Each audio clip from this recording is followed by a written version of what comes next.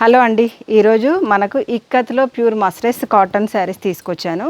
మనకు కావాలనుకునే వాళ్ళైతే నెంబర్ స్క్రీన్ మీద ఉంది, అప్రోచ్ అవ్వండి. ఇవన్నీ వితౌట్ బ్లౌజ్లో వస్తాయి. ఒకటి నేను వేర్ చేశాను చూసారా, ఇలా పళ్ళు అండ్ బార్డర్ ఇట్లా వచ్చేస్తాయి అనమాట.